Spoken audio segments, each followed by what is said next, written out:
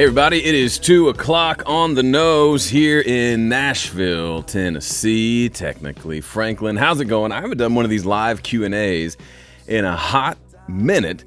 It's super good to, let me turn that sound up, it's super good to be here. I'm excited to just answer your questions. I would like to be of service to you today, help answer your questions related to obviously compression, because this is coming as, if you missed it, this is kind of part 3 of a 3-part compression masterclass that I've been posting this week, 2 videos and then ending with this Q&A today.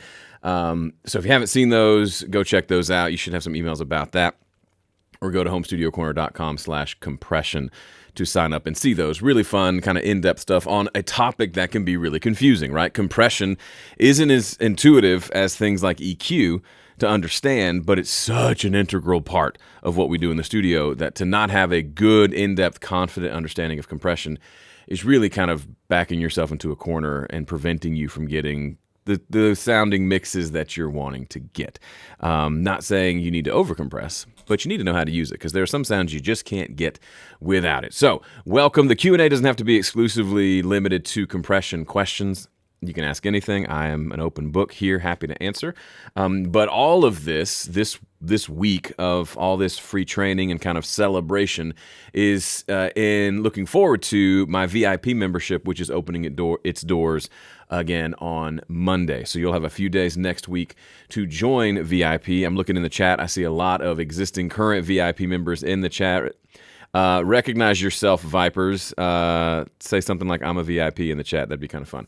But it is the best online community for music and production, hands down. I'm very biased, but I do believe that to be true. And it's a place where we do monthly challenges, monthly masterclasses, monthly live streams. There's a community where you can connect with and even collaborate with other members. Making music can be lonely. And this is my attempt. I've had this VIP membership since 2011. My attempt to stave off some of that loneliness and give us a community in which we can create and learn and get better and just enjoy releasing great sounding music. So ACO is a Viper and treating it like a 12-step program. That makes sense. Okay. So the doors do open on Monday. The link is in the description, I believe. It's just homestudiocorner.com/VIP. Come check it out. Big difference. This is the last time it's going to be open at this current pricing. So be sure to check that out. It'll be the last time to get in before we raise the prices after next week. So that is your incentive to come check it out. You will lock in your lifetime price, which would be kind of neat. So, all right. Let's get into the chat. I've got a couple of email questions. I see some questions here in the chat as well, and there were a few questions on the part 2 page. So if you are here and you have a question, go ahead and ask it in the chat here on YouTube, and I'll kind of bounce back and forth between them. But let's jump in. I'm going to start with questions over on the masterclass page. There were a few there. First is from Robert Ondras. Says, starting with about 10 dB of gain reduction. Never knew this. This information changes everything for me. Yeah. So if you missed it, one of the things I recommend is kind of start things off at about 10 dB gain reduction.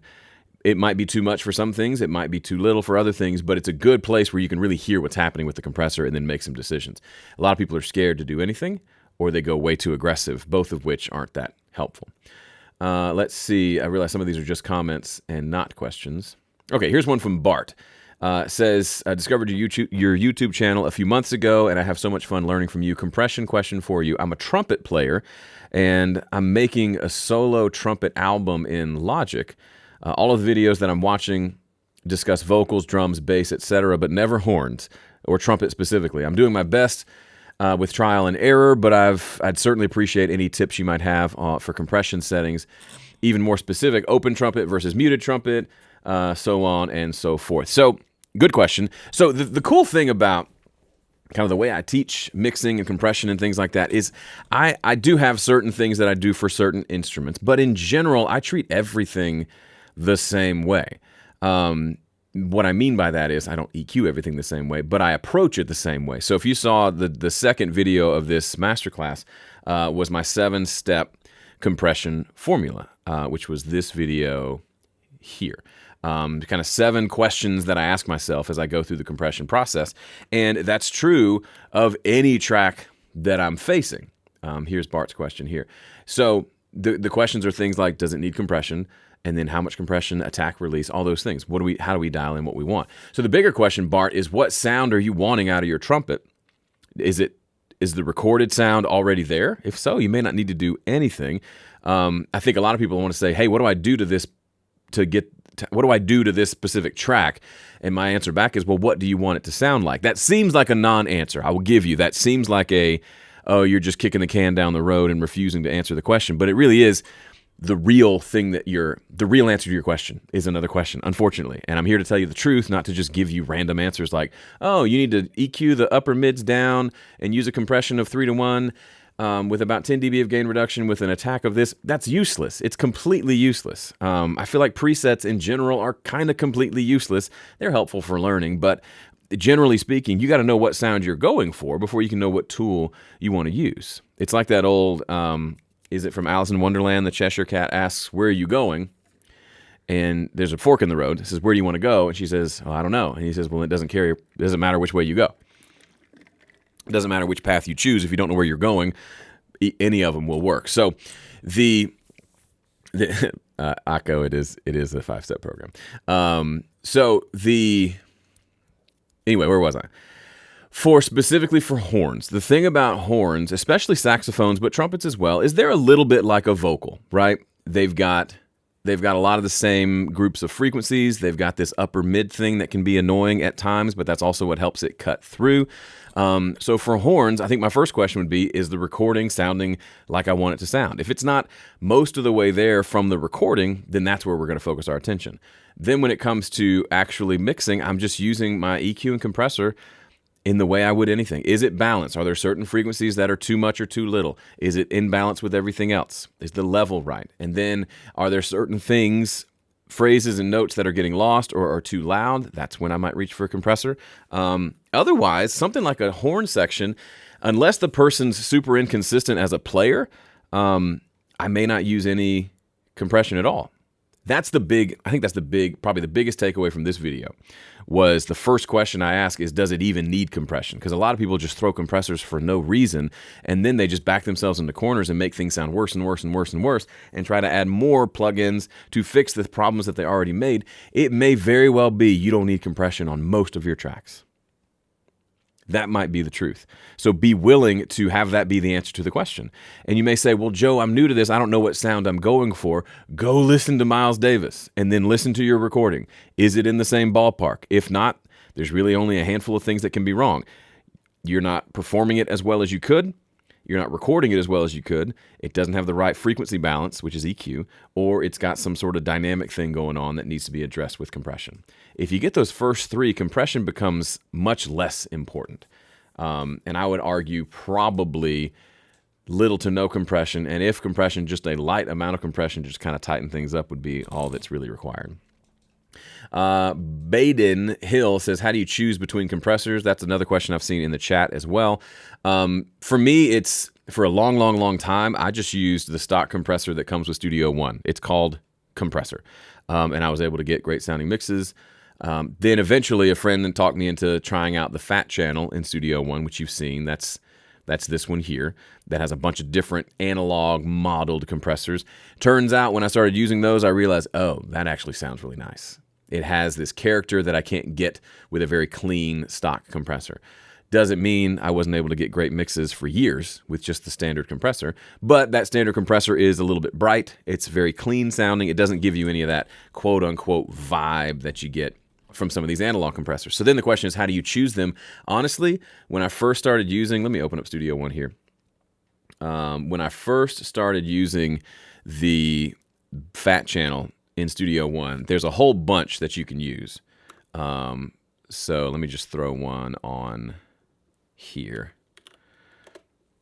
So when you first get Studio One, it only gives you like 3 to choose from. There's this one, which is standard. There's the Tube, which is like an LA2A, and there's the FET, which is kind of like an 1176. I would say, honestly, just these two, spend a lot of time with those and just learn what they sound like. And then if you're a Sphere member, or if you've just got a bunch of different compressors, then learn what a SSL style compressor sounds like. Learn what a Neve style compressor sounds like. And then you can even get into this one is another one that I like a lot. How do I like them? Half of it's because of the features and the knobs that are available. So this compressor I really like because it has separate attack and release controls in addition to threshold and gain. So it's all the controls that I'm used to on a standard stock compressor, but it's got this tubey vibe to it that I like. If I go use something like this compressor, for example, threshold, gain, ratio, recovery, which is kind of release, there's no attack setting. So the attack setting is kind of baked into the compressor. So I either like the attack sound or I don't. I can't change it here. To my ear, it's a fairly fast attack. Then you go with something like this one. We've all seen these. You can see the attack time on this is less than... Hang on, the math is hard. It's either 0.8 milliseconds or less. So the whole attack range is less than a millisecond. The release range, ironically, is 1 second down to 50 milliseconds. That's good information. That means if I'm wanting a nice slow attack, I ain't getting it with this one, but I could get it with another one that gives me something to adjust. So a lot of it is just simply, if I'm wanting to adjust things more, I'd rather have more control. This compressor, for example, the FET compressor, has a sound, right? You put that on a drum kit, you put that on a kick drum, it does a thing. It's real fast with the compression, which means it's pretty aggressive really at almost any setting, which can be really great in certain scenarios. But as far as choosing them, the bigger question is, just go spend some time with each. So if you've got one, first, let me back up. First thing I would say is develop a good understanding of compression. If you can't get good sounding mixes with the stock compressor that comes with whatever software you're using, then you don't need other compressors. Yes, you can make the argument that the other compressors help you get to the sound a little bit easier, but if you don't really have a good working knowledge of what compression does and how to make it sound good, then any tool, you could ruin your mix with any tool. So might as well just use this one. But if you can get great sounding mixes with just this and have the patience to really get to know this, then you can go move on to compressors like this one at a time. Spend a few weeks, spend a month just using this as your compressor. Find out where it shines and where it's less than helpful, right? And then let your choice be between this compressor and your stock compressor. And then once you've done that for a while, then maybe add another one. So maybe then add something like this one, which is the based, kind of after an optical LA2A compressor. It's just got input and output, basically. Well, input here, output here. There's no attack and release setting. That's all kind of under the hood as well. So you got to just use it on stuff and listen. So this I like on things like bass and background vocals and sometimes on vocals. But it's really just a matter of first learning how to use compression, learning what it sounds like. Then once you have a good ear for compression, when you start switching between different compressors, you'll start to hear the different things that the same amount of compression is doing to the sound, if that makes sense. It's a good question, and I probably gave a very long and overly thorough answer, which is kind of what I do. All right, let me switch over to the chat here. I don't want y'all to feel like I'm leaving you out because you're actually here, and I appreciate you being here. Question from X equals what? Says noob here. I hear about, get out of here. Says, I hear about pumping, but I can't perceive it yet. Could you do an exaggerated example of pumping so hear what to listen for? Yep. The easiest place to hear pumping is on drums, and you can hear it on an entire mix, but I'll do it on just the drum bus so you can hear it a little better. This is an old mix. I'm going to throw just a stock compressor on this drum bus here. Let me see what the drums sound like here. Helps if you turn up the fader.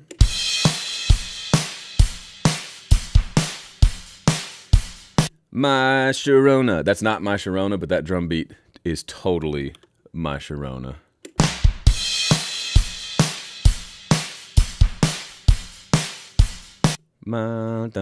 Okay, so let's go. We'll go pretty aggressive. We'll go a pretty fast attack and release. So these are all kind of more aggressive settings, right? And we're going to bring the threshold down and just get a whole lot of gain reduction happening.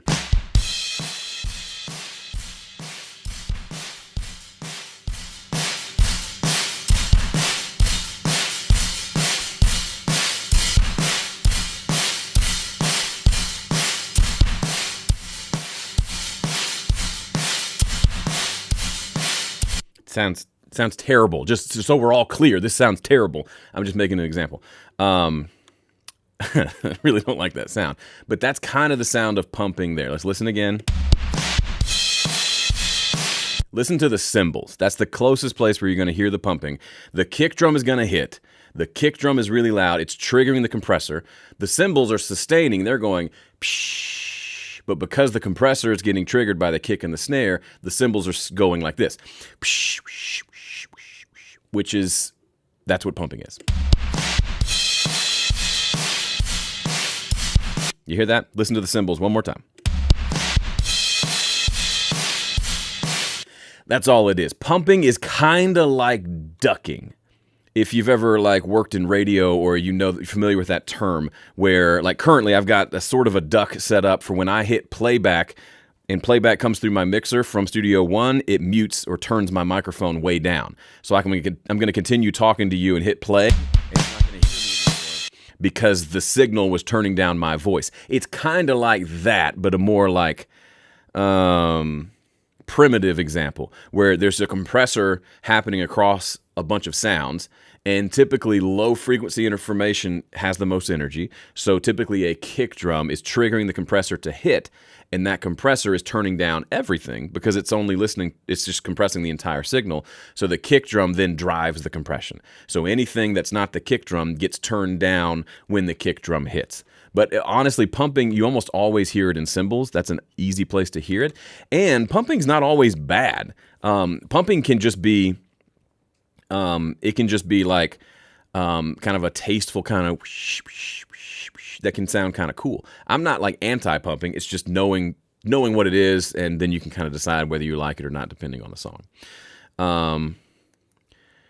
Can I join even though we weren't listed in time zones? Nope, you can't. Sorry. Hope that helps. X equals what? Did Joe say how much it is? You can find out on Monday when the doors open. There's 2 levels. The bottom level is $19 a month. Okay. Let's see. I hate this little pop-up that keeps happening. Let's see. JT Wagner says, having trouble knowing when to try addressing issues on my tracks with EQ, compression, etc., or when to say, okay, I just really don't even think about releasing this and just start over, due to the overall subpar quality of the tracks. Okay. Yeah. So I am obviously, I say get it right at the source a whole lot, because that's important. If you're not familiar with that term, it means if you're trying to use a bunch of tools in your software to make your crappy tracks sound good, you got to know there's only so much you can do. And if they're crappy enough, they're going to be crappy by the end. Garbage in, garbage out. That said, it's kind of like this idea of, well, if we're aiming for perfection, we know we're never going to hit it. So there will always be flaws. That's why we still mix. And there will always be tracks that could have been better. So, JT, I don't know, other than sometimes the answer is to just start over. Sometimes the answer is you need to go through this process from start to finish over and over again. So you could go either way, and both could be the right answer. So my take would be, if you're talking about you've been recording for a decade and you've released dozens of songs, and that this particular song just sounds like garbage, and you know in your heart that the tracks are just bad, then yeah, I would just do it over, or just say, forget you, I'm going to write a new song and just move on. That's legit. That's fine. If this is your first song you've ever worked on, then I would say, well, go through the process, because the fact that your recordings don't sound that good, that's pretty normal.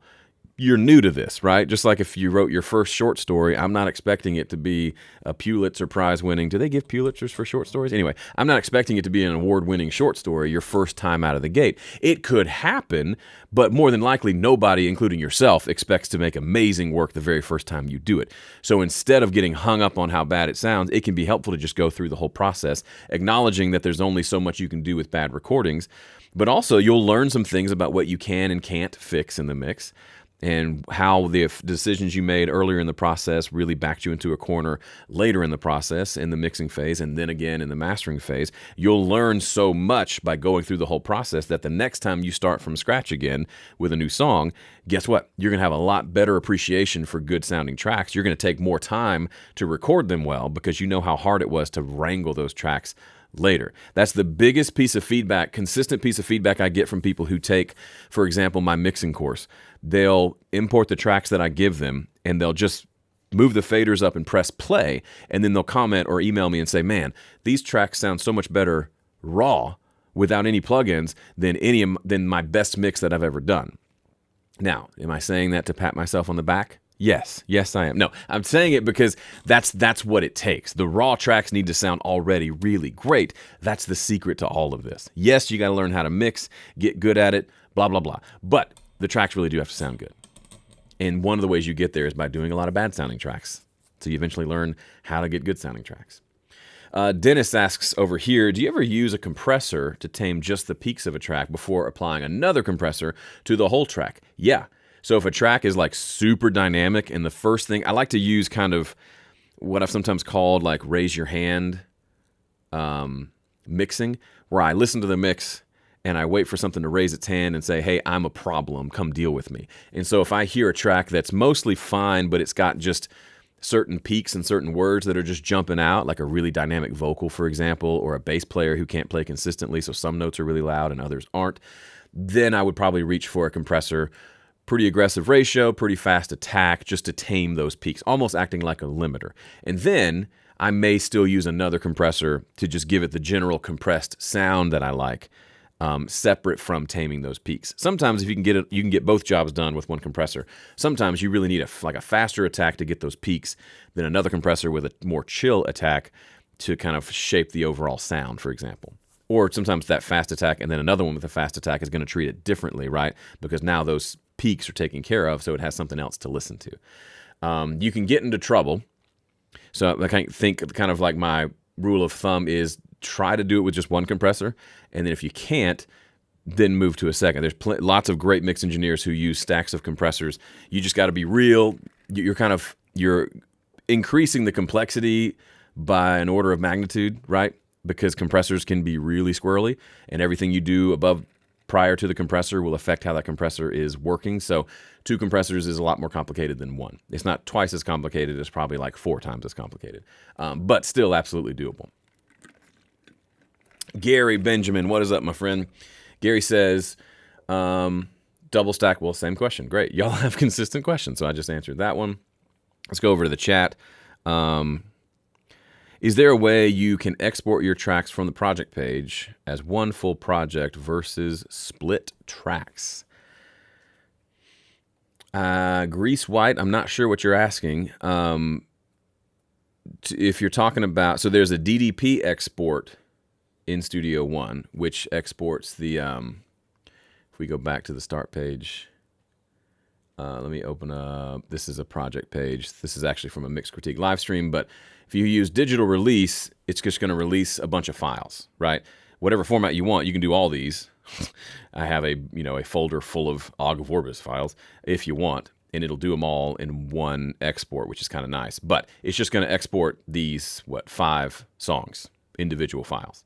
The only way it exports like a full, big, long, single wave file is in the DDP export, I believe. And DDP, honestly, I don't even remember what it stands for. It's the thing that if someone says, I got to send this off to disc makers to print a CD, it's a file with a bunch of folders and like data. It's confusing, but it just gives you basically a bunch of files you can just put into a folder and send to them. And it tells the CD printer smusher thing what to do, like how many seconds between songs, what the crossfade things are. And I believe inside that file, let's do it. I believe inside that file is a long wave file of the entire, like if you were to play the CD from start to finish. Let's see if I'm telling the truth or not. No, it's not. It's individual wave files anyway. So, but look, it's all this crazy data that's like, yeah, anyway. I haven't exported a DDP in so long because I haven't released a CD in so long. So that's the answer to your question. I think the better question is why? Why do you care? Just one full playthrough. I can't think of a situation where that matters, right? You can just put them into whatever music player you have on your system, put them in a playlist, and play them all the way through, just like everybody else listens to music. I don't really see the reason to have it as one long file. Austinitis says, how to deal with what sounds like EQ changes when using compression. At times I'm happy with dynamic changes of the compressor, but it colors the track in a way I don't like. Yeah, it does. So compressors, yes, they're dealing with, also, by the way, this blue thing up here bugs me. It's a part of the system that I use. But anyway, I don't know how to make it go away.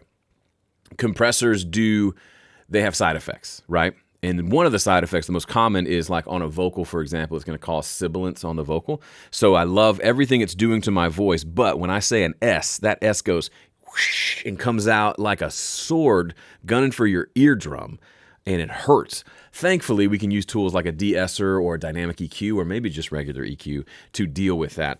But it's a give and take. So you may find, wow, I really like what that compressor is doing to the mid-range, but I don't like what it's doing to the low end. Then you have some decisions to make. You can try to adjust the EQ going into the compressor to make it behave more. You can say, I like the compressed sound. I'm going to put an EQ after it to just kind of fix the problems that I don't like. But those are really your answers. You may have to compromise and say, I'm going to compress it less so that I still get most of the benefits without all those weird side effects. That's one of the reasons why when you like master a song super, super loud, why it ends up, even though it's louder, if you were to listen to one that was mastered at a more reasonable level, the quieter one will generally sound better because there's so much like artifacts from having something be really, really loud. It's really, really loud because of limiting, because of all that compression that's happening, and there's lots of side effects that make it sound, for example, less punchy. So just by making it quieter, using less compression, you end up with a better sound overall. Bonaire Jimbo, I'm pretty sure I butchered your name. How would I use a compressor on vocals if I want more of a 70s sound instead of a modern sound? Well, I'd probably change the microphone. I'd maybe go with a dynamic mic that's just going to be darker, even though I know they used condensers back then. I wouldn't go super aggressive with the compression because the super aggressive in-your-face, really loud vocal, that's kind of a modern thing. Also, a really bright vocal, that's kind of a modern thing. So if I'm going for AC/DC, I'm going for Zeppelin, those vocals are pretty muffled. They're maybe going through a compressor, but they're not like super pristine, super clear in the top end. So I might even do something like let's listen. Let's go back to this other song. Yes, I know the sample right. This is my song Fighter. But something's there, and I act like I don't care. So to me, to make it sound more 70s is less about the compression and more about the overall like shape of the tone. So this is real crispy and bright, very modern. It works. But if I'm going for like old school, I might do something like this. But something's there. Just take off a lot of the highs. But something's there, and I act like or something more sophisticated, like some sort of saturation, things like that. But bigger picture, I mean, again, I like to answer questions with a question like why. Why do you want it to sound like 70s? That's not like a bad thing to aim for. But if the rest of the track doesn't sound 70s, you might just end up with a dull vocal that doesn't work very well. Corey says, I have a feeling the answer will be don't mix and solo, but any pro tips on finding the right balance between the proper amount of compression on individual tracks versus avoiding the full mix sounding suffocating? I'm okay with mixing and solo to like dial in whatever plugin I'm using, right? Dialing in the right amount of compression, for example. But you gotta quickly go back and see how it's working in the mix, because how it works in solo and how it works in the mix, two very different things. And then the other thing, Corey, is just that idea of, does it need compression? If you don't have a reason for putting the compressor on the track to begin with, if you can't articulate, I'm putting it on because I have this sound that I want to achieve, then the answer might be don't. The answer might be it doesn't need it, or maybe you just need a compressor on the bus to give the overall group of tracks some squeeze, but it doesn't need like that every single track compressed. I find I'm using compression on individual tracks not nearly as much as I do on buses, and I try to go easy with it. So you'll get people who will open up their shaker track and spend 30 minutes EQing and compressing the shaker. The shaker doesn't need to be compressed. It could be the same thing with whatever specific thing you're talking about. David Gates, for instance, I don't have a powerful voice. I'm not familiar with David Gates. So, is there a way you can export your tracks? Okay, sorry, now I'm repeating questions. Let's go back over here for a second. This is Jay. And Jay asked this question somewhere else I saw as well. It says, I've been recording finger-picked acoustic guitar. Every time I hit a low open string, like the low E, it sounds like a small bomb going off. I'm of the mind that using compression would help smooth out the differences between string volumes. The other option is editing all events and creating a new event for each open string note and reducing the waveform volume, not a solution that is feasible. I tried reducing my attack and also moving away from the condenser mics helps a bit, but it does not solve the problem. Is compression my friend here? So it's a good question. The first thing I would say is record it better. So there's two parts to that. Play it better. Don't play the low string so loud. Like, I know that a lot of times I give answers that are like grumpy old man answers, but it's the right answer. So like if I'm playing in like an open E thing, if I play it like, right, if I'm slamming that low E, well, yeah, it's going to be too loud. So that's part of it. Don't dismiss this too soon. You might say, no, I play consistently. Just go have someone listen to you play just in the room and be like, hey, is that one note really louder than the rest?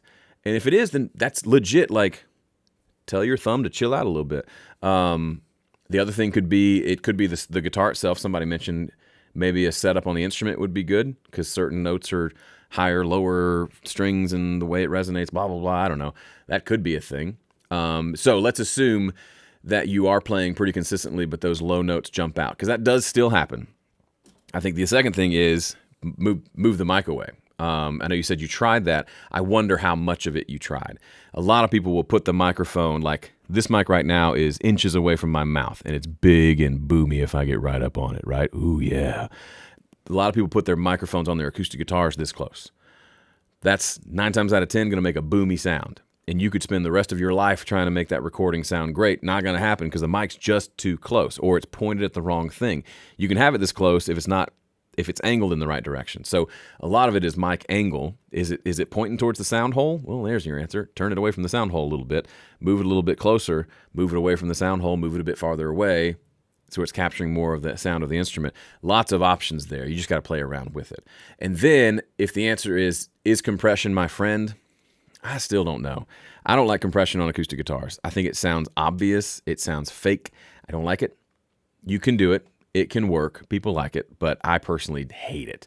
I hate DI plugged in acoustic guitar, and I hate compression on acoustic guitar, and I think I always will. So I don't think compression is your friend. Perhaps you could get away with dynamic EQ that's just kind of zoomed in on that one low note that's too loud, and it just smacks it down every time it's too loud. That'll probably work. Multi-band compression could maybe work, but full regular compression probably won't work because of the pumping thing we talked about earlier. That low note hits, and all the rest of the guitar gets turned down. And so it almost makes the low note even more obvious, not less obvious. So I don't think regular compression is your answer in that situation. And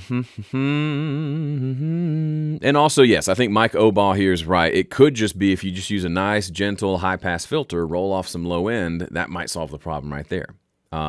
Better mic placement first, but then, yeah, even when I place the mic well, I'm typically using a high-pass filter to roll off the boominess that is just kind of inherent to an acoustic guitar, especially fingerstyle.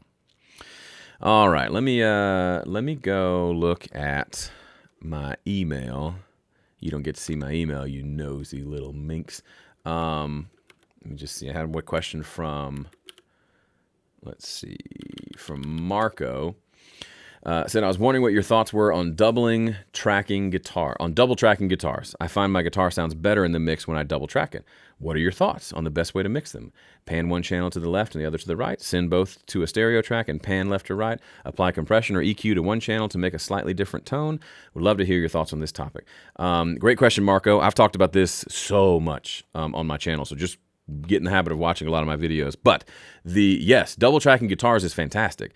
Record it, then pan that left, then record that same thing again, pan it right, and just enjoy. And then as far as processing it, I would run those to a bus, and then, like, honestly, if it's a bunch of guitars, I run all the guitars to a guitar bus, and typically I would EQ that bus. If the two parts need to be EQ'd on their own, they get their own bus and their own EQ. But again, I don't compress guitars all that much, because just try it. Compress guitars, and then turn the compressor on and off. I guarantee you'll find 9 times out of 10, it sounds better without the compressor. That's been my experience. But then, yeah, to your question, do I apply compression? No, I don't apply compression to anything by default. other than maybe vocals. So again, back to what I said before. I listen, I decide, does it need anything, and what does it need, and then I do that. I know it sounds like I'm repeating myself over and over, but I really want to make that point. I do what the sound needs. I don't do anything else. That means sometimes I don't do much at all. Like I've had mixes where I forgot to put any plugins on the drums because they sounded good. So I just went on with my mix. And I got to the end of the mix and was doing a video showing my overview of the drum mix. And I said, shoot, I forgot to do anything to the drums. But then I listened. I'm like, well, I like the sound of the drums, but I forgot to put EQ and compression on them. Isn't that wrong? No, it's not. Sometimes what makes you good at what you do is knowing when to not do stuff to the sound. It's like Confucius say. Baden Hill says, we already answered his question, but thanks for asking it over here. Michael James Campos says, do you ever use two compressors? Well, we talked about that as well. Y'all have good, similar questions. I like the way y'all are thinking. Here's one from Oliver. It says, attack, release, threshold, ratio. Okay, I can hear those parameters. I can mess with them and hear what it's doing. But the knee parameter, knee, Knee, is on most compressors. The math of it is unclear to me. The math of it is clear to me, but I'm not able to hear the difference with or without. So is there an audible or practical use case for it? Great question. Let me show it to you. Let's switch back over. Let me show it to you on the regular old compressor here. So the knee control, if you're not familiar, is this setting here. So if you look at this, the ratio is kind of shown as a more angled line. The higher the ratio, the more acute the angle. Shout out to Miss Chrysler, my geometry teacher. I still remember acute. But if I do this, you can go by. Everybody say hey to my giant 13-year-old. Say hey, giant 13-year-old. There you go. Lovely. So the knee makes that, see there? The point, this is the threshold right here, right? The threshold is that point where it goes from a diagonal line to a more angled line. And then the knee softens that, turns it into more of a knee. Looks like a knee. All that means is, if you leave it with the knee kind of sharp, it means nothing's happening to the signal as it comes up. And then as it crosses this specific minus 20B spot, then the compression begins at a 6-to-1 ratio. That's what's happening. If I set the knee like this, basically, even though the threshold is here, it's probably like 2-to-1 down here, and then 3-to-1, and then it slowly, by the time you get up to here in volume, you're at the full 6-to-1 ratio. Now, can you hear it? Honestly, I don't think so. I will sometimes, if I'm going for a very smooth compression, maybe the threshold's pretty low, like that butter compression I talk about, where I just kind of want it to be compressing all the time, gently, I might try a softer knee, but you could like do an A-B comparison with me and say, which one had the hard knee versus soft knee? I don't know. Soft knee is generally going to be a smoother, you're going to have a hard time hearing the transition between not compressed and compressed, perhaps. So if you want, I would say if you want aggressive compression, leave the knee down. If you want a softer compression, bring the knee up, but I would challenge most of us to be able to hear anything with soft knee. It's just it's a weird, I'm sure there are people who can hear it. Maybe I could hear it if I gave myself enough time, but I don't hear anything when I do that.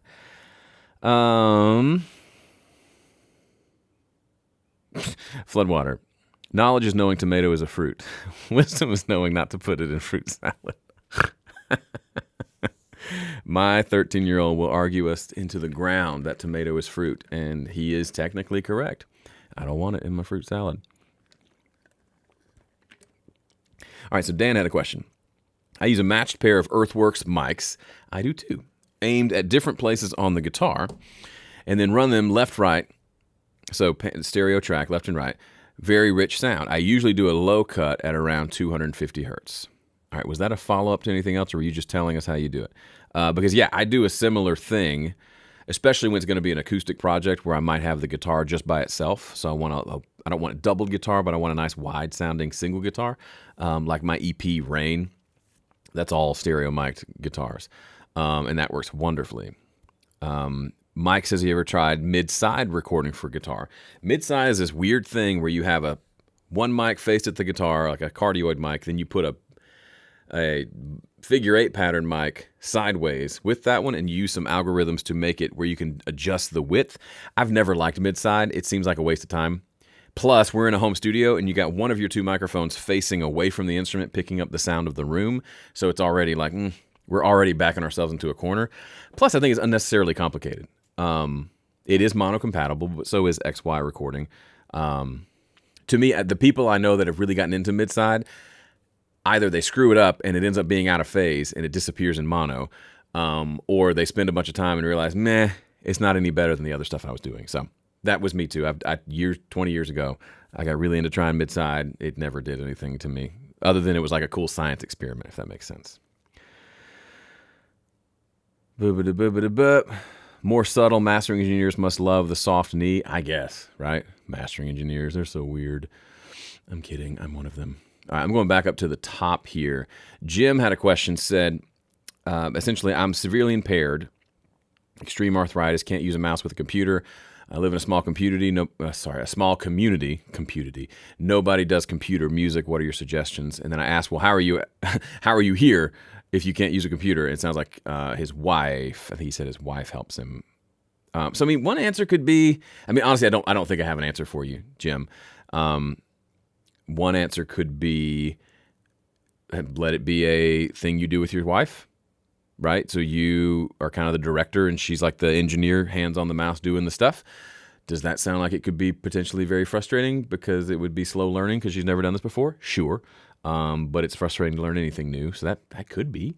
Otherwise, maybe it's something where you use a phone or use an iPad. There are really cool apps. I've got a friend who does a lot of recording. One of my VIP members does a lot of his recording and mixes. I think he's using an iPad with, I forget what app. Is there Logic for iPad? I know there's GarageBand, but there's no mouse needed, right? Because you're just tapping on a screen. That could potentially be an option. But otherwise, I don't have much to help you with because I'm all computer. That's all this channel's about. So I'm not sure what it is you want to do. If it's collaboration, then, meeting people online and you do some writing and they do all the recording. I mean, the fact that you live in a small town means, yeah, you won't have someone in your space, in your room doing it for you, but the internet is big. And like the people here in this chat, there's so many people that I'm seeing in this chat. A lot of them are my VIP members who have collaborated with one another, on the internet on stuff, which is really cool. Demonstrate your approach to compression on a master.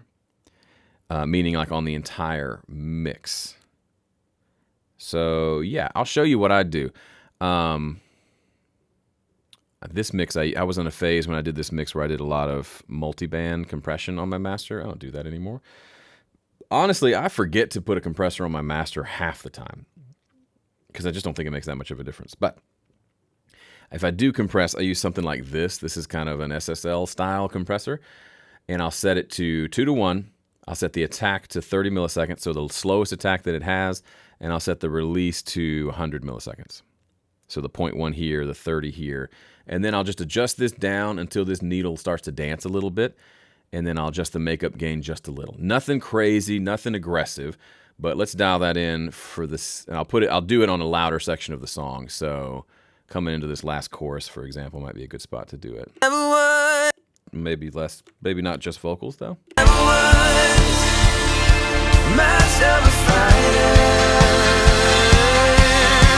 Life is one big disappointment, and maybe I'm doing this thing right. But if this all points to something bigger, then I'll get back up and fight. This is one of those things that probably doesn't come over super well on a live stream over YouTube, but that to me is a magical thing. It's not night and day. It's not, oh my goodness, it went from sounding like hot garbage to sounding like a Grammy award-winning mix, but it does do something. It does a thing. The low end tightens up, the snare sounds a little more in your face, and the needle's just moving a little bit. I don't get super formulaic, but this would be a formula that I do. I just literally put this on there, let the needle move a little bit, adjust the makeup gain. So when I turn this on and off, it's at roughly the same volume, and then see if I like it better. And I'm listening specifically to making sure there's no like super obvious pumping happening, and then seeing what it does to the low end and to some of the spikier stuff like the snare drum. And I typically like it. So here, I'll do that again. When you see the light go on, that means you're hearing compression. When it goes off, you're hearing it without. And I'll just turn it on and off a couple times so y'all can hear. And leave a comment. What do you hear? Sometimes it's helpful to hear what other people hear to kind of help your own hearing.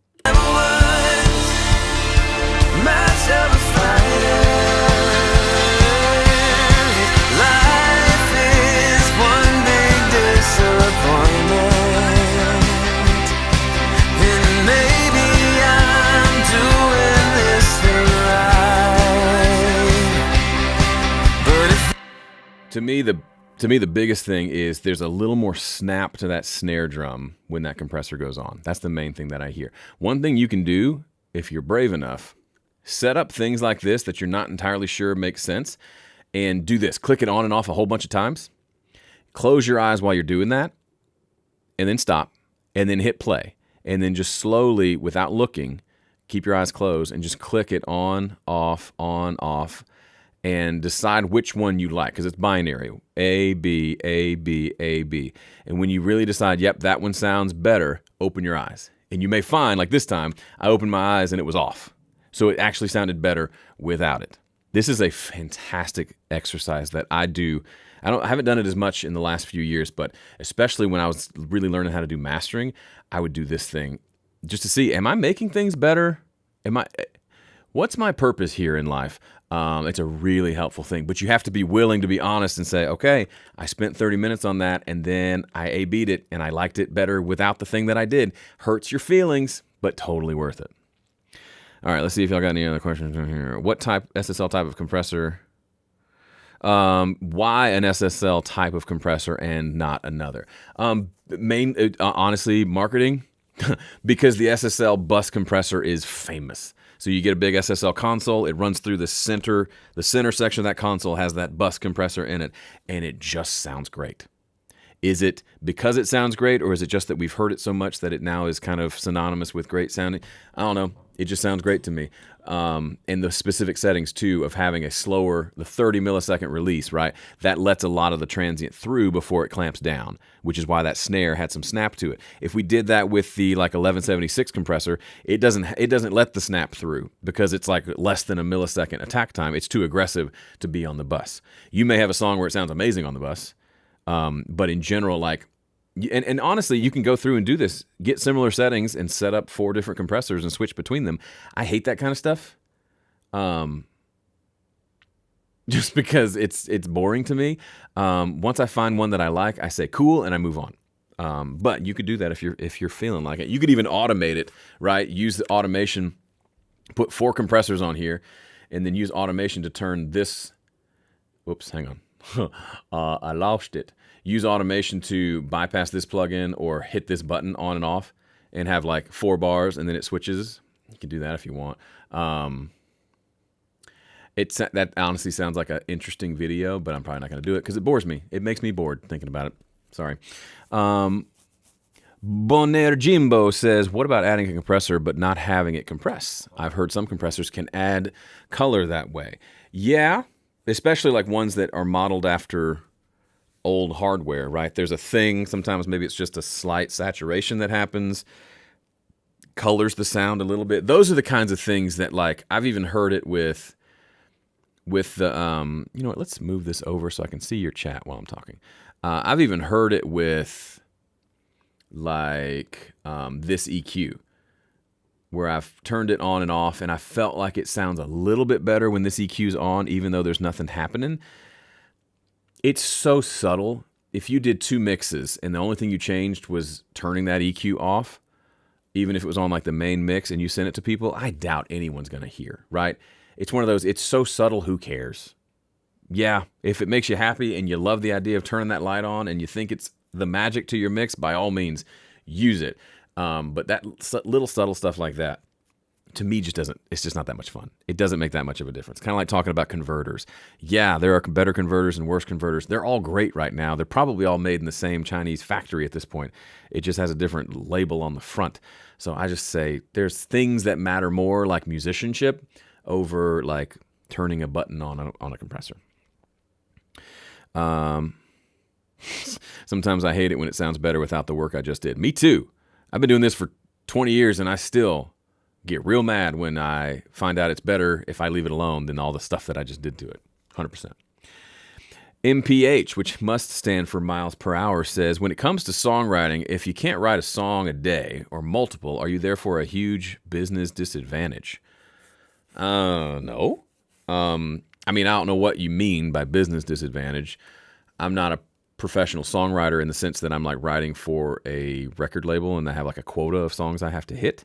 I write songs and then I release them, and then I built a business around getting to make music for a living, which is this, right? Home Studio Corner. So I'm not like the traditional artist, but this is kind of how so yeah, I don't think you have to be able to write a song a day to have a business advantage. I'm not sure what you mean, because like it's not like people are out here selling songs a lot, right?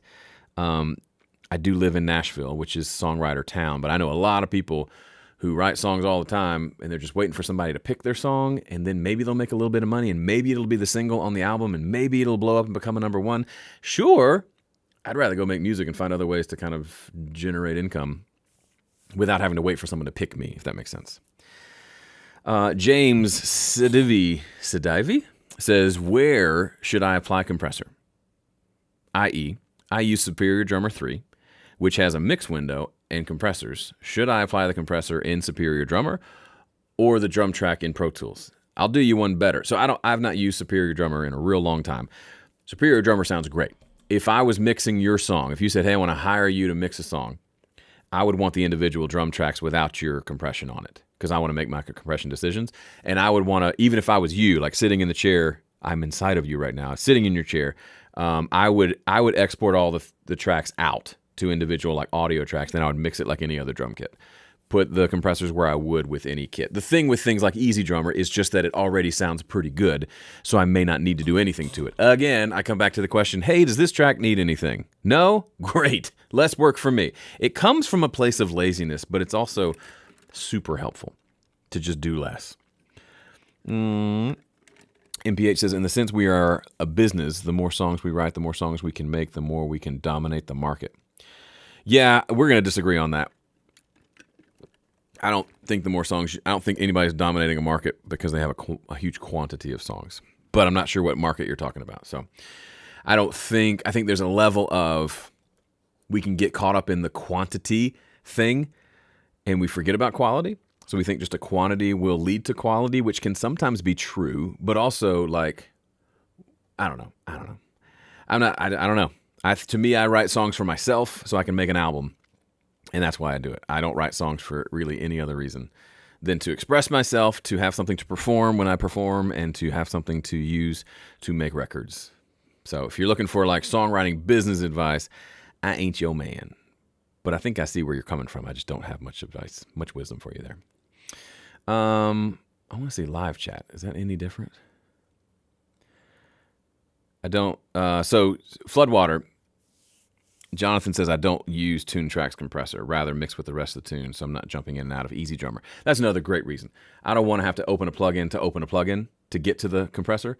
So yeah, that alone would be enough reasons for me to go through whatever the hassle is to export that thing out to individual tracks. Plus, good rule of thumb is any MIDI that you use in your projects, before you're done done with the project, make sure you render everything as audio, because you may, 10 years from now, you may want to reopen that song and maybe you don't own Superior Drummer anymore, or the tune track doesn't exist anymore. It got bought and like what you have doesn't work anymore. Guess what? You can't hear your drums anymore. That stinks. So you might as well render them out to individual tracks for that reason. And then while it's there, go ahead and mix it like a regular drum track. I'm sure Superior Drummer's plugins sound good, and in a pinch, if you're doing a demo and you're pressed for time and you just want to throw a compressor on there and go, sure. But if it was me and it's like a proper thing I want to mix well, I'm going to mix it using my process, which means put it out to individual tracks. X equals what also agrees. So now we are 3 of us in agreement, so we are now officially correct. All right, did I miss any questions? If I missed your question, go ahead and ask it again down here in the bottom. And let me go check my email one more time. I don't think I missed one there. No, I did not. I misseth no emails. What else, y'all? By the way, thanks for being here. I hope this has been helpful for you. Has this been helpful for you? Are you getting value out of this? I'd love to know. And love to know what questions you have, or like what maybe ideas for videos you'd like to see from me down the road, because I always love your ideas. By the way, if you leave questions on my videos, I see most comments that come through, but especially the questions, because those are like gold for me, because what you're asking is probably something that, 200,000 other people are also asking. So it gives me good content ideas for making videos to keep you happy and to be also helpful. Okay. Now you're just telling me what a great job I'm doing. What is sidechain compression and why is it used? Tony, that's a great question. And Tony, it looks like you have a fantastic mustache. Jealous. I can't really grow a mustache. It's just kind of stringy and disgusting. Okay.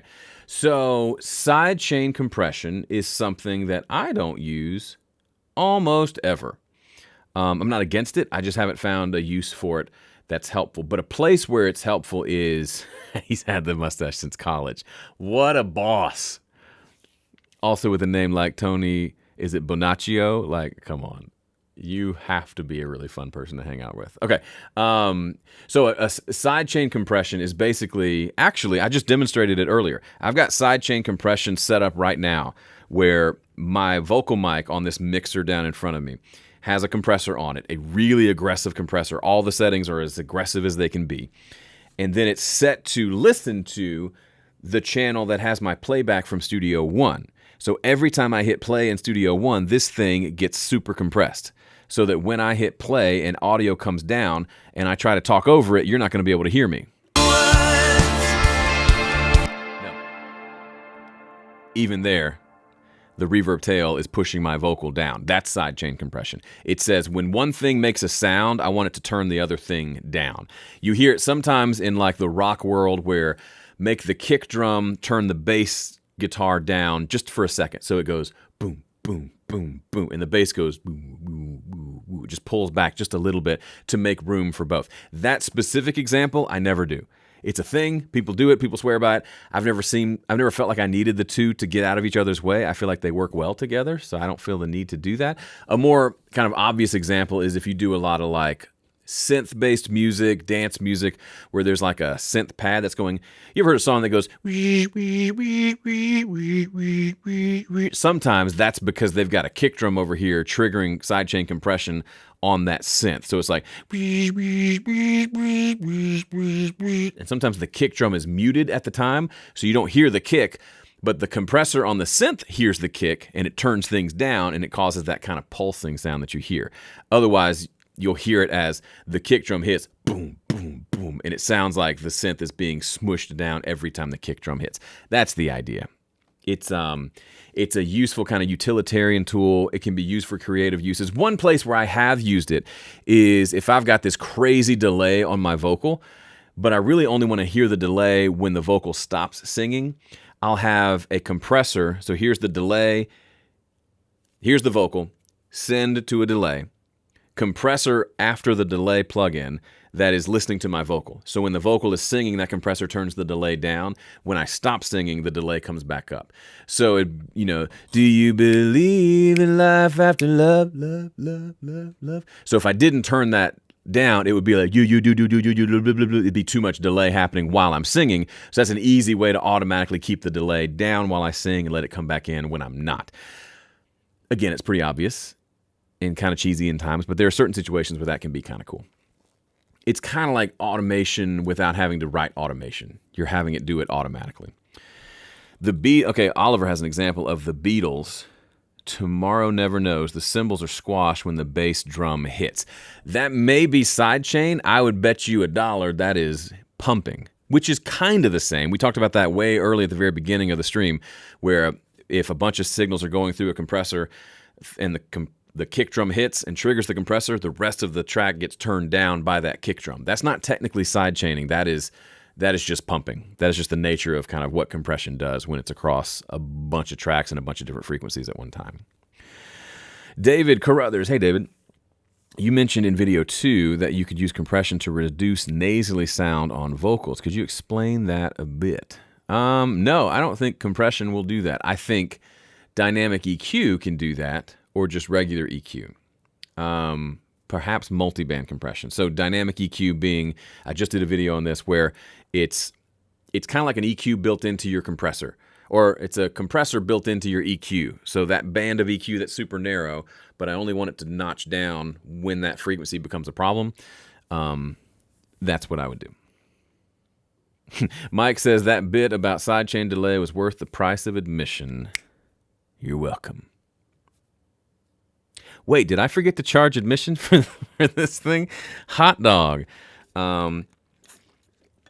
Pete says, I believe almost all questions specific to compression can be answered by listening to part 1 and 2 over and over again. There are plenty of examples, explanations, clear content, make a joyful noise. Thank you, Pete. I put a lot of care and thought into that because I really wanted it to be something that you could, quite literally, I know this is me patting myself on the back, but quite literally listen to this, like he said, a couple of times, go work on some mixes, and come back in a month and listen to these again. I have books and that I will read once a year because I learn something new every time I read it. Because at the time, I only have the ability to hear certain things based on where I am in my life, and then I'll come back and listen to it again, and I'll hear all new things, like new ideas that I just didn't catch before. So this is hopefully kind of meant to be that for you. Yeah.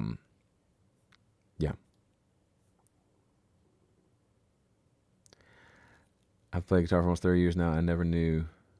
Which thing did you never know, JT? Anyway, JT, you're so nice to me.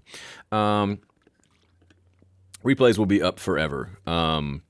They potentially the link will change.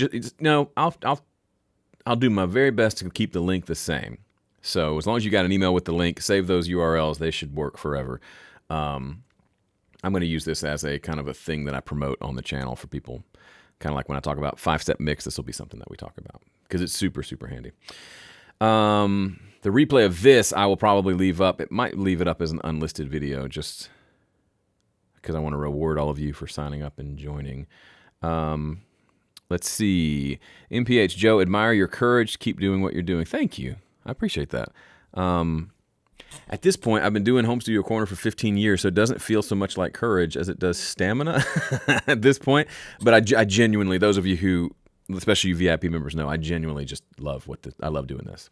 I never get tired of that moment in a song when the goosebump alert sign comes out and my body says, "Wow, that was a special moment." It just if this stops happening, then maybe I shut down Home Studio Corner, but I don't see that happening anytime soon because even right now, talking about it gives me goosebumps.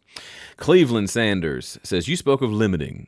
Do you have specific luffs you shoot for or just what sounds good? Good question. So I cover all this. If you're interested, I've got a mastering course where I go deep into all this. Generally speaking, I try to make sure everything is above 14 luffs. And I do that typically with, is this session still open? Let me figure this out. Let me turn this off. All right, so if I'm using K14 as my meter, which is this one, I'm typically, first thing I'm trying to do, I've got a limiter at -1, and I'm trying to make sure that everything stays above this area right here. Everything stays above 0, which 0 is 14 dB below clipping, basically. So if this one, I would come through and say that's a little quiet because it keeps dropping down below. So if I keep everything just above, at least into the yellow for most of the song, and then up into the red for the loudest parts of the song, that feels pretty good to me. One thing my buddy Ian Shepherd says just recently, that he kind of aims for the loudest parts of the songs to hit maybe -10, -9 luffs, which will then settle out the average at somewhere between 11 to 14, which feels pretty good. I don't so much, I'm kind of over the target loudness piece of it as much as just what sounds good and also making sure it's loud enough, right? We don't want to be so scared of the loudness war that we master everything so quiet that it's literally quieter than everything else. because Spotify, Apple Music will turn down stuff that's too loud, but they won't be able to turn up stuff that's too quiet, right? Because they'll be clipping. So get it nice and loud. But this is kind of the formula that I use. I just look at that, and you can see, actually, there's no limiter here because this is already mastered, but that's it. Mixing, I use K20. Mastering, I use K14. K12 might not be a bad idea for mastering. I think K12 is used maybe for more broadcast or maybe just more aggressive mastering. I just have always done 14. And I'm a creature of habit if you haven't noticed that yet. What would you put on a master bus channel? What type of effects? A lot of times none. If you're talking about, are you talking about on the mix? So on the mix, it varies. I go through seasons. I'll do things like this, this bus compressor that we just talked about earlier. And maybe if the mix is just about there, but it's just a little bit of an EQ that I want to adjust, I'll do that. Also, Studio One has this thing called Console Shaper that I will, if I don't forget, I will put this on at the beginning of the mix. It just kind of changes the way the whole console sounds. And there's a bunch of different consoles you can have. So I'll have that set up. It just kind of starts you off sounding a little bit warmer, if that makes sense. That's about it. I don't do much of anything on my master. And then when I'm mastering, the only thing that for sure goes on there is a limiter at the end of the chain and a gain plugin at the beginning, and then maybe EQ and other stuff as needed. Again, this kind of goes back to what I've said several times on this stream and in my life. I only do what the track tells me it wants me to do. So I listen, and then I figure out, okay, there's a problem, and then I think, how do I fix that problem? If I don't hear a problem, guess what? There's no problem to solve. It's delightful. I don't remember if you addressed this in videos 1 and 2. Is your approach to using a compressor and mastering different than in mixing? Well, yeah, like I just said, I don't use compression in mastering by default. Honestly, the limiter does almost all the heavy lifting. And then I might use multi-band compression because that's unique to mastering to help kind of even out the lows, mids, and highs that kind of vary throughout the song. And if the song is super dynamic, like the person didn't I felt like they didn't mix it well enough to get the dynamics under control, then yeah, I might use a compressor to help close the gap there. Mike says non-VIP members should sign up just for the goosebump moments. It's a beautiful thing. And this you can't see it very well, but this paper is so beat up. There's a hole in the middle. Look at that. You can almost see me through there. I've been using this for years now. This is like a precious item to me now. It's just funny to me. Can compression be heard even if there's no visible gain reduction on the meter? I mean, only in that the compressor can maybe have a little bit of a sound to it. But at that point, what's the point, right? What's the point? Make the meter move, and it can be heard if there's gain on the compressor, but the reduction meter's not moving, right? So it's just making it louder. So you'll think, oh, that sounds better. No, it's just louder. When exporting in Studio One, I don't seem to hear the songs at -14 if they're mixed to -20. Does the export control make things louder or just clamp them down if they're too loud? So if you're talking about this, and I've actually don't tell them, although if you're watching, hi, I've stopped using this adjust loudness thing that lets you kind of set a custom target. Is there a Spotify one? Oh, they took the Spotify away. There used to be one. Anyway, Spotify's is like -14. I've stopped using this because I had like my last EP with my band, the thing we were listening to at the very beginning. I used this, and it turns out I mastered it at more like -11 because it's like a kind of aggressive rock thing. And then using this just turned it down 3 decibels. Granted, the streaming platforms were going to do that anyway. But I thought, well, might as well have the raw tracks be louder because there's not going to be a sound difference between the two because I mastered it to where I thought it sounded really good. If your mix is at, let's say, LUFS of -20, sorry, I was showing you a screen and you just saw my face. I was talking about this thing right here, where it'll adjust the loudness. All it can do is turn it up or down as long as it's not clipping. So if you've got a mix that's a master, let's say that's like -20, and the peak is -1, the system will try to turn it up. Like Spotify, for example, they might try to turn it up.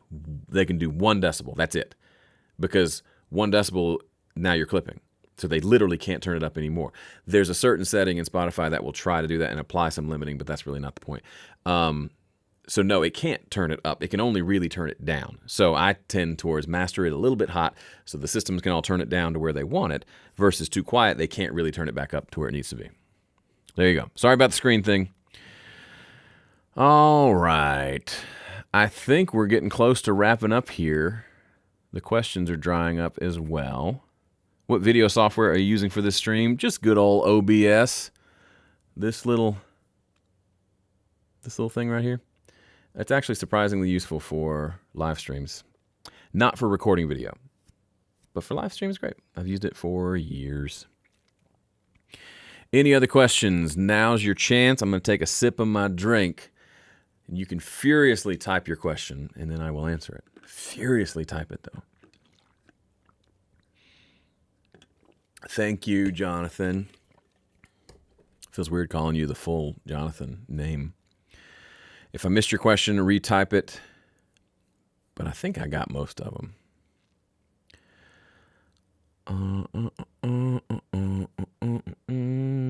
Have you ever used OTT compression? Over the top? Is that thing that Sheps does?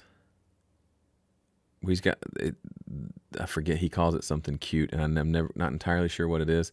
I'm guessing no. I'm a simple guy. Probably not. When you receive tracks to mix, do you prefer there to be no compression on there already? That's a good question. If the compression is integral to like this, the tone,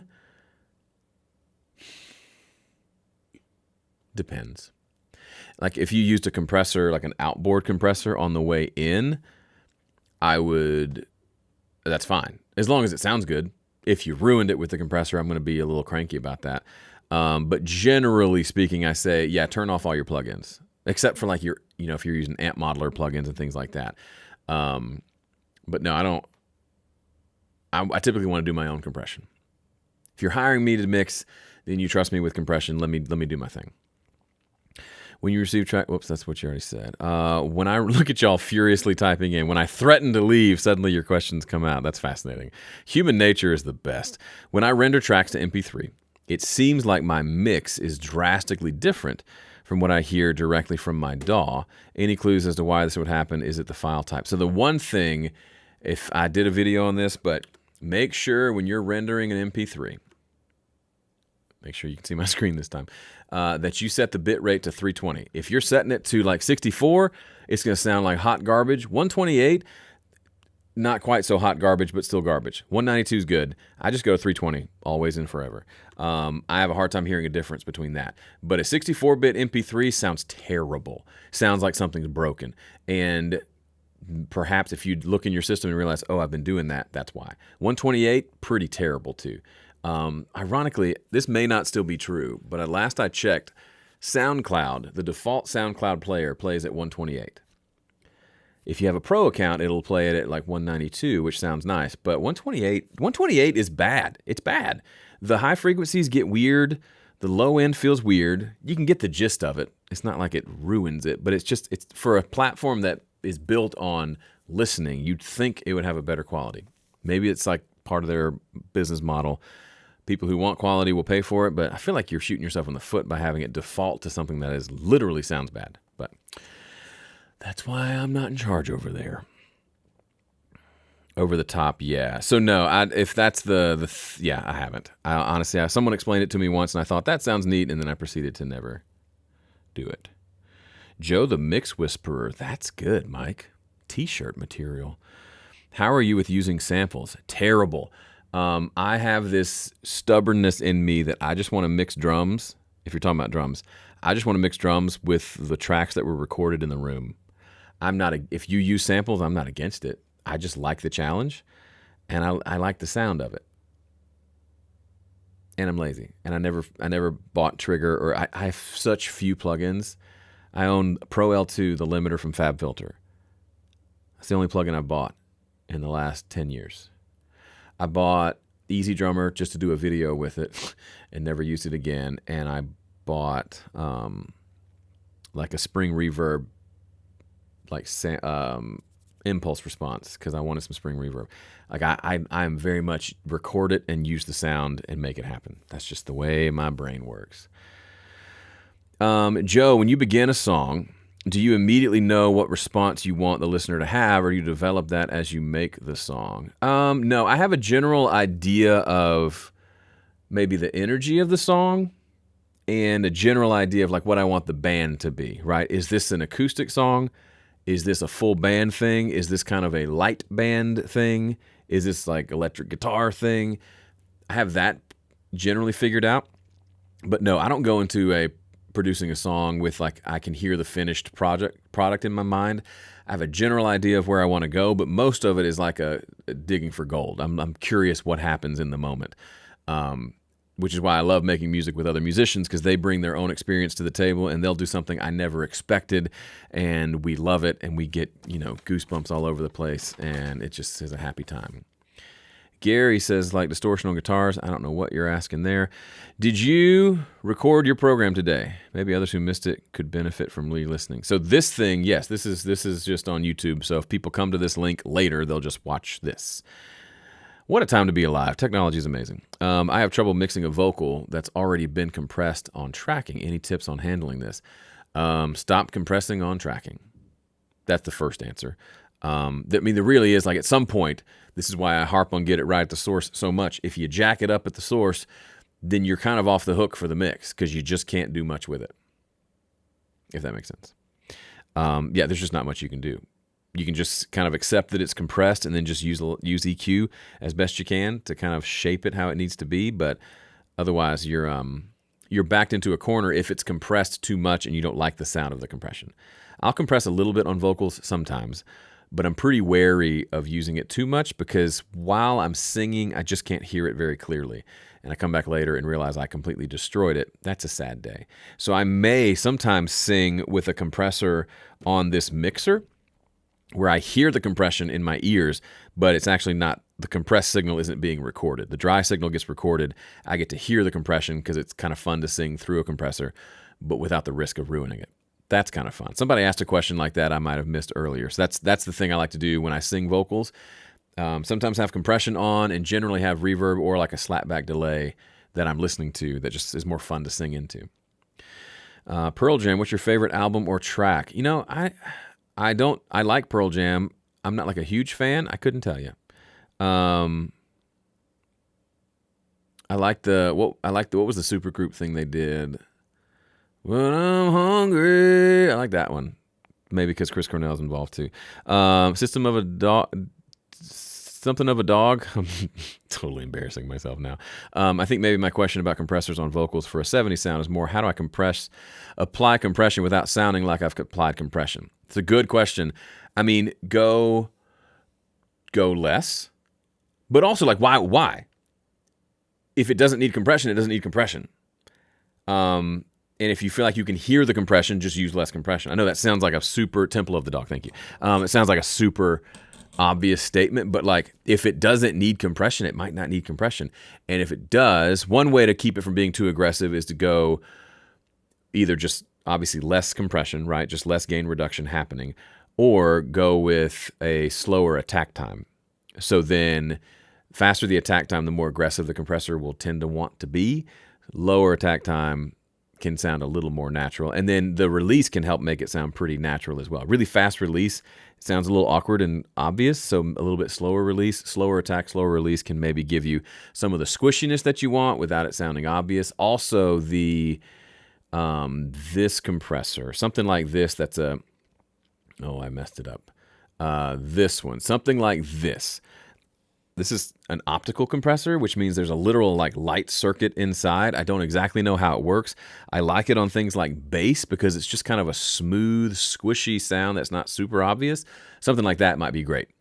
Honestly, that's my answer now. 70s vocal, get some peak reduction happening on this, not too much, and it might just sound glorious. Have you ever worked with Seth Timms? No. But it sounds like a fake name. I'm just kidding. I agree with Stubert. I like to record dry. All right, cool. I think I've answered all your questions.